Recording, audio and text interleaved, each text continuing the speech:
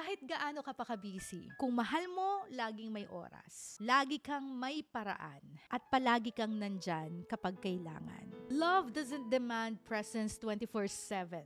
It just wants to be felt.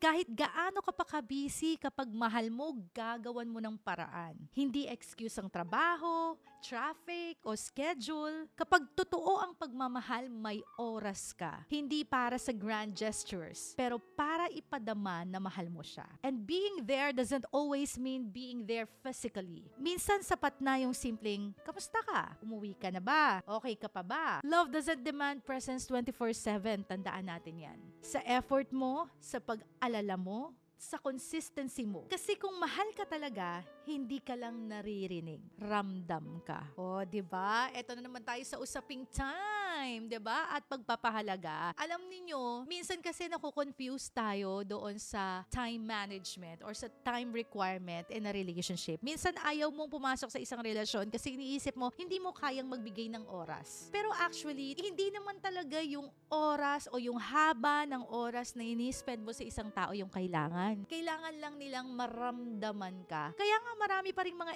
LDR ang nagpa-flourish. Bakit maraming mga LDR naman ang nagwo-work? Bakit after several years na magkalayo sila, bagbalik nila sila pa rin? Bakit hanggang ngayon is okay pa rin sila? Kahit na LDR sila. Kasi it's not a matter of how many times have you been together. It's not a matter of magkasama ba kayo physically? Magkayakap ba kayo physically? Magkasama ba kayo sa lahat ng oras? Hindi yun eh. Kinakailangan maramdaman ka sa isang relasyon. At kaya mong iparamdam na nandiyan ka, yung presence mo nandiyan sa isang relasyon kahit na malayo ka. Papaano? When it comes to technology, ang dami na nating pwedeng gawin para iparamdam yung pagmamahal natin sa isang tao. Wala na tayo dun sa oras na kinakailangan natin magsulat, ipadala mo yung sa post office, kinakailangan mong ipabarko para lang maramdaman ng isang tao at na naaalala mo siya. Ngayon, isang simpleng text, isang simpleng message, isang simpleng call, kaya mong iparamdam sa isang tao that you are there. Isang like sa mga post niya, isang comment, kaya mong iparamdam na mahalaga siya. Kaya ang hirap talagang intindihin na sa oras na ito, generation na ito, hindi mo pa rin maiparamdam na mahal mo yung isang tao. Ang hirap, di ba? Ang hirap i-reconcile sa isip na mahal ka ng isang tao pero hindi ka maramdaman. So what I'm telling you guys is that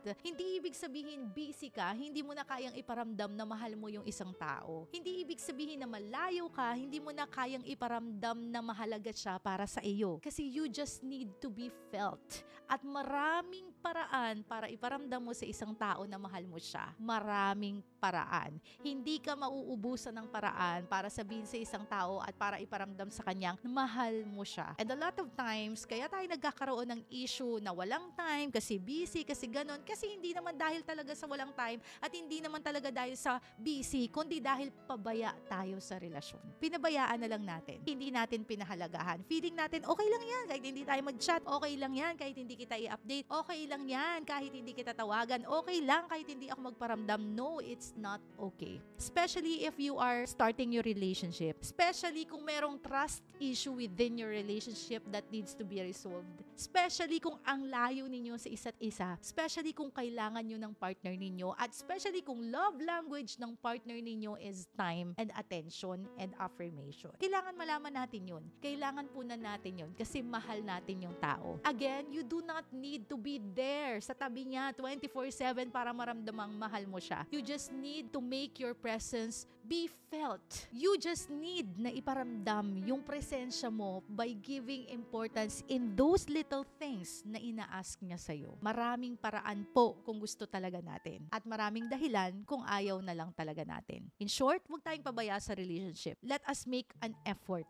Whether magkasama kayo or LDR kayo, make an effort. Because as I always say, love is a continuous effort. Relationship is a continuous effort. Hindi ibig sabihin sinagot ka na, pinakasalan ka na, may pamilya na kayo, okay na. You have to continually dig it. You have to continually cultivate it. You have to continually care for it. Kinakailangan ng isang halaman ng sun and water continuously. Hindi yung pababayaan mo na lang siya at mamamatay na lang isang beses. Katulad ng isang halaman na kinakailangan diligan, kinakailangan ng sunlight, kinakailangan ng care araw-araw, ganun din po yung isang relasyon. Kailangan din po natin tong laging inaalagaan.